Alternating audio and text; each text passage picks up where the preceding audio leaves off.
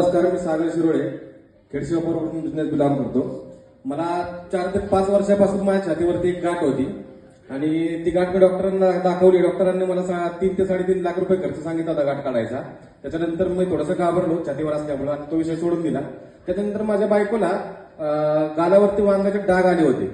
तर तिनं मला न विचारता आपले अकाई सोना, कुंकुमादी वाईन, असे शाही ग्लो असे 3,500चे प्रोडक्ट आणले आणि ते प्रोडक्ट घरामध्ये मी पाहिल्यानंतर तिला विचारलं की हे काय आहे. तर तिने मला सांगितलं की या वांगावरचे डाग आहेत आणि ते जाण्यासाठी मी प्रोडक्ट आणले.